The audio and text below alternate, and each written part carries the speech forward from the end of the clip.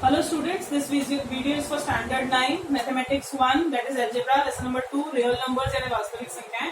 हम practice set 2.3 कर रहे थे। 2.3 के कुछ कंसेप्ट्स को हमने यहाँ पे लिखा हुआ है ऑलरेडी और ये हमने पहले भी पढ़ा है। अब हम जिस टॉपिक पे आ रहे हैं वो है लाइक सर्ट। लाइक सर्ट जिसको हम सजातीय करनी बोलते हैं, वो कैसे होगा लाइक सर्ट।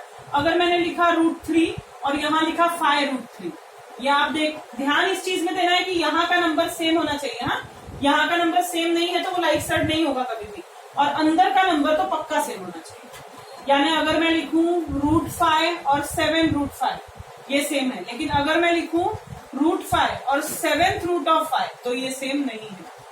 ठीक है, क्यों नहीं है? क्योंकि इसके अंदर भी कुछ नहीं है, इसके अंदर भी कुछ नहीं मतलब 2, यहाँ पे भी कुछ नहीं है लेकिन यहाँ पे 7 है, तो दोनों सेम नहीं है। और सबसे पहली चीज तो ये कि ये जो अंदर वाला नंबर होता है जिसको हम लोग क्या बोलते हैं, रेडिकेंड यानी कर्निस्थ संख्या, वो सेम होनी चाहिए। अंदर का नंबर सेम होना चाहिए। यहाँ बाहर आपके कुछ भी हो, उससे कोई फर्क नहीं पड़ता, बिल्कुल भी फर्क नहीं पड़ता। यहाँ पे 9 हो, यहाँ पे 100 हो, कोई फर्क नहीं पड़ता। दो ही चीजें आपको देखनी है, एक तो ऑर्डर ऑफ द सर्ट यानी कि करनी का घात, और दूसरा अंदर का रेडिकेंड यानी कर्निस्थ संख्या। अगर वो दोनों सेम है तो हम बोलेंगे कि वो कैसे टर्म्स है, लाइक सर्ट है यानी कि सजातीय करनी है। ठीक है, तो अब हम लोग आ रहे हैं प्रैक्टिस सेट 2.3 पे। प्रैक्टिस सेट 2.3 का क्वेश्चन नंबर 3 जो है वो यही है। क्वेश्चन नंबर 3 में हमको पहचानना है कि कौन से लाइक सर्ट्स हैं और कौन से अनलाइक सर्ट। अनलाइक सर्ट मतलब विजातीय करनी कहते हैं इसको। सजातीय करनी लाइक वाले को बोलते हैं और अनलाइक वाले को विजातीय करनी कहते हैं। ठीक है, तो हम इसमें से फर्स्ट सम पहले कर रहे हैं। फर्स्ट सम में हमको दिया है √52 और 5√13। देखो ये लिखते समय बहुत ध्यान देना, 5 बाहर है अंदर नहीं है। ठीक है, अब हमको ये बताना है कि क्या ये दोनों लाइक टर्म्स हैं। अब हम तो देख रहे हैं कि यहाँ 52 है और यहाँ 13 है, तो लाइक तो हो नहीं सकते, लेकिन हम इसको सॉल्व करेंगे, इसको सिंप्लीफाई करेंगे यानी सरल करेंगे और फिर पता करेंगे कि क्या है। 52 इसको हम लिख सकते हैं 13 into 4। ठीक है, √52 को हम और क्या लिख सकते हैं, 13 into 4, क्योंकि 13 चौक 52 होता है। लेकिन √4 का आंसर कितना है, देखो √4 अगर हम लिखते हैं, √4 का वैल्यू कितना आता है 2। क्यों, ये देखो इसका आंसर आया ना 2, यानी 4 का स्क्वायर रूट कितना है। ये जो दो नंबर्स हम लिखते हैं ना, दो में से एक का स्क्वायर रूट आना चाहिए। स्क्वायर रूट मतलब वर्गमूल। अगर इसका तो कोई वर्गमूल नहीं आएगा, इसका आएगा। 4 का स्क्वायर रूट कितना है 2, और अंदर क्या बचा फिर √13। अब आप देखो एक नंबर ये है और एक नंबर ये है। इन दोनों नंबर में जो मैंने ऑर्डर ऑफ द सर्ट कहा था सेम है, अंदर का जो रेडिकेंड है यानी कर्निस्थ संख्या वो भी सेम है। देयरफॉर हम लिखेंगे √52 एंड 5√13। हाँ, ये वाला नहीं लिखेंगे, हम ये और यही लिखेंगे, आर लाइक सर्ट्स यानी कि ये क्या है, सजातीय करनी है। ठीक है, अब हम आ रहे हैं इसके सम नंबर 2 पे। क्वेश्चन नंबर 2 का सम नंबर 2। सम नंबर 2 आप देखो, सम नंबर 2 है √68 और 5√3। √68 और 5√3। अगेन ये अंदर दोनों सेम है, वो ऑर्डर आपको सेम ही मिलेगा, अंदर के नंबर चेक करना। अच्छा, कोई अभी 60 यहाँ पे देखो, ये सेम तब होगा अगर यहाँ भी 3 है। इस 68 को आप 3 से चाहिए तो डिवाइड करके देखो, होता है क्या डिवाइड। 6 + 8 कितना होता है 14। 14 3 से डिविजिबल ही नहीं है, तो कंप्लीट डिवीजन नहीं होगा। मतलब हम इसको ऐसे दो नंबर में इसको स्प्लिट करना है, ऐसे दो नंबर में विभाजित करना है कि कोई नंबर इंटू 3, अगर अंदर 3 रहना चाहिए, इसमें भी 3 आएगा, इसमें भी 3, तभी जाके होगा ना, लेकिन इसमें तो 3 आएगा नहीं, तो हम इसको क्या बोलेंगे, these are unlike surds. Unlike surds को हम क्या बोलते हैं, विजातीय करनिया। ठीक है, विजातीय बोलते हैं उसको, मतलब ये असमान है, समान नहीं है। उसके बाद हम आ रहे हैं क्वेश्चन नंबर 3 के सम नंबर 3 पे। सम नंबर 3 देखो आप क्या दिया हुआ है। सम नंबर 3 दिया हुआ है 4√18 और दूसरा है 7√2। ओके, अब देख लो, 2 को तो कुछ कर नहीं सकते, 18 को कुछ करके 2 बना सकते हैं क्या। 18 के दो ऐसे हमको मल्टीपल्स लेने हैं, फैक्टर्स सॉरी लेने हैं, 18 के फैक्टर्स यानी दो उसके ऐसे विभाजक लेने हैं, दो ऐसे घटक लेने हैं जो 2 आ जाए, तो 9 2 से आएगा। ठीक है, मैं लिखूंगी 4 और यहाँ पे लिखूंगी 18। मैं ये 4 कहीं नहीं जाएगा, ये साथ साथ रहेगा। √18 को मैं लिखूंगी 9 into 2 अब रूट 9 का आंसर है मेरे पास, ठीक है। 9 का वर्गमूल कितना आता है? 3, यानी मैं इसको ऐसे लिख सकती हूँ, देखो 4 तो पहले से ही है, फिर मैं इंटू लिखूंगी क्योंकि जो दूसरा नंबर बाहर आएगा वो इसके साथ गुणा होगा यानी मल्टीप्लाई होगा। तो 9 से क्या बाहर आया? 3, और अंदर क्या बचा? रूट 2, यानी ये हो गया 4 3 12 root 2।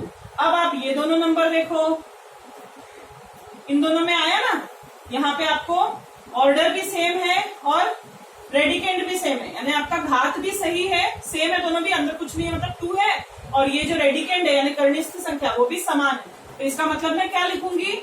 4 root 18 and 7 root 2 are like surds, यानी कि ये क्या है? सजातीय करणियां हैं। ये हो गया क्वेश्चन नंबर 3 का थर्ड। अब ऐसे ही क्वेश्चन नंबर 3 का लिख रहे हैं हम 4, इसमें टोटल 6 हैं, ठीक है। क्वेश्चन नंबर 3 का 4th लिख रहे हैं। 4th में आ रहा है आपको 19 रूट 12, ओके 19 रूट 12, और दूसरा नंबर है 6 रूट 3। ये हमेशा याद रखना, रूट के बाहर ये नंबर से। अब ये 3 का तो कुछ होना नहीं है, 12 है। 12 में ऐसे तो फैक्टर जिससे 3 आ जाए, क्या आएगा? 4 3 ठीक है। तो मैं लिखती हूँ 19 और यहाँ रूट 12 को मैं लिख सकती हूँ, 19 बाहर ही आएगा, वो कहीं नहीं जाएगा। 12 को मैं लिखूंगी 4 3। अब 19 पहले से ही है, 4 का स्क्वायर रूट कितना है? 2, तो वो आएगा बाहर और उसको मैं यहाँ पे गुणा कर दूंगी यानी इंटू करूंगी। अंदर क्या बचा? 3, यानी कि 38 रूट 3। अब ये देखो ये दोनों नंबर्स सेम है, मतलब बाहर का नंबर सेम नहीं देखना है आपको, रूट देखना है यानी कि घात देखना है, sorry order of the surd, और रेडिकेंड वो दोनों सेम है। तो हम लोग देखेंगे कि ये दोनों क्या है? लाइक सर्ड्स हैं, यानी कि सजातीय करनी है। अब इसके बाद आया 5th वन। 5th वन अगर आप देखो, 5th वन है 5 रूट 22 एंड 7 रूट 33, सॉरी। अब आप देखो इनके फैक्टर ही क्या आएंगे दोनों के?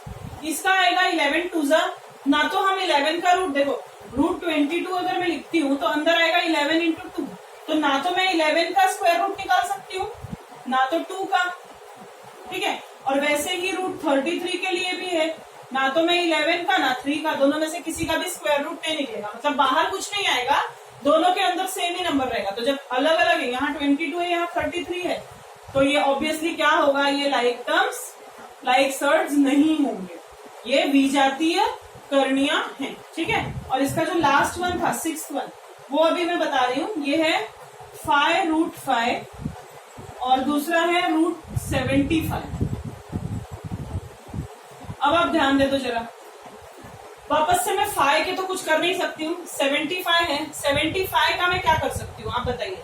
75 के लिए हम कर सकते हैं, इसमें दो एक ही चीज है, 5 3 मतलब 25 3 रूट 75 को मैं लिख सकती हूँ क्या? 25 इंटू 3, यानी 25 का स्क्वायर रूट कितना आएगा? 5 और आएगा रूट 3। लेकिन आप देख सकते हो यहाँ पे है रूट 5 और यहाँ पे है रूट 3, ठीक है। तो ये दोनों सेम है क्या? नहीं है, तो ये भी क्या आएगा? दे आर अनलाइक सर्ड्स, यानी ये क्या है? विजातीय करणियां हैं। तो ये हुआ आपका क्वेश्चन नंबर 3 का 5th। उसके बाद 6th सम, सॉरी। अब हम चल रहे हैं क्वेश्चन नंबर 4 की तरफ। क्वेश्चन नंबर 4 बहुत ही अच्छा है, बहुत बड़ा नहीं है, जैसा कि आपने इसमें किया है ना, सेम ही चीज आपको करनी है, ठीक है, सेम चीज आपको करनी है, हमको सिर्फ सिंप्लीफाई करना है। Question number 4 is simplify. Simplify करना मतलब सरल करना है हमको, उसको सरल, जैसे अभी हमने किया था, जस्ट अभी हमने वही चीज की, वही हमको करना है। जैसे मैं देखो आपको फर्स्ट वन बताती हूँ, रूट 27, इसको आपको सिंप्लीफाई कैसे करना है? अब इसके अंदर एक ऐसा नंबर है जिसके मल्टीपल्स हैं, ठीक है, इसमें से मतलब स्क्वायर रूट हम इजीली निकाल सकते हैं क्या? 27 को हम स्प्लिट करेंगे। कैसे स्प्लिट करेंगे 27 को? 9 इंटू 3, 9 3 होता है 27। इन दोनों में से स्क्वायर रूट किसका निकलेगा? यानी कि आपका वर्गमूल किसका निकलेगा? 9 का। 9 का वर्गमूल कितना होता है? 3। तो ये बाहर आ गया, बचा क्या? रूट बचा और 3 बचा, यानी करनी में 3। बस यही इतना समय, ये 1 मार्क का समय, ठीक है। ये हो गया 3 रूट 3। इसको सिंप्लीफाई किया मैंने। सिंप्लीफाई का मतलब अब अंदर बचा है 3, इसको मैं कुछ नहीं कर सकती हूँ, इसके कोई दो फैक्टर नहीं निकाल सकती हूँ। दूसरा जो है इसमें वो हम देख रहे हैं, और वो है रूट 50। रूट 50 के भी आप दो ऐसे नंबर, मतलब आपको ऐसे दो नंबर्स में स्प्लिट करना है कि दोनों में से किसी एक का तो स्क्वायर रूट निकलना चाहिए। 50 में से 25 इंटू 2। अब 25 का स्क्वायर रूट यानी वर्गमूल कितना होता है 5 और आएगा √2। या आप ध्यान रखना इन दोनों के बीच में थोड़ा गैप रखना, ठीक है। तो ये हो गया, 2 के कोई फैक्टर नहीं निकलना। अभी हम लोग आते हैं थर्ड सम पे। थर्ड सम जो है वो है √250। ओके, √250। अब √250 के आपको दो ऐसे नंबर्स में उसको फैक्टराइज करना है, या उसको जो है दो ऐसे नंबर में विभाजित करना है जिससे एक का स्क्वायर रूट आए और एक का नहीं आएगा, ठीक है। तो किसका आएगा स्क्वायर रूट 250 में से? हम लोग इसको करेंगे 25 इंटू 10, ठीक है। 25 का स्क्वायर रूट यानी वर्गमूल कितना आ गया 5, और ये जो 10 है ये ऑलरेडी ऐसे के ऐसे ही अंदर रहेगा। देखो इसको हम लोग 2 ऐसा लिख सकते हैं, लेकिन ना तो 2 का स्क्वायर रूट निकलेगा ना 5, तो इसलिए ये √10 ही रहेगा। उसके बाद हम फोर्थ पे आ रहे हैं, वो है √112।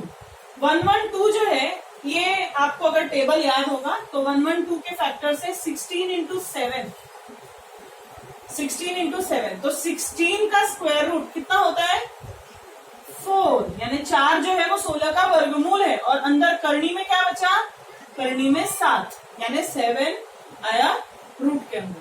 और इसका लास्ट सम है फिफ्थ वन इज √168। 168 अगर आप सुनेंगे तो किसका है वो 4 इंटू 42, 42 फोर्जा जो है ना वो होता है 168। इसके लिए आपको थोड़ा सा प्रैक्टिस करना पड़ेगा, फैक्टराइज करके देखना पड़ेगा, ठीक है। क्योंकि 42 जो है वो और कैसे होगा, या तो 21 इंटू 2 होगा, उसमें भी कोई दोनों में से किसी का स्क्वायर रूट नहीं निकलेगा, या तो 6 इंटू 7 होगा, दोनों का नहीं निकलेगा, यानी बचा 42 ही है।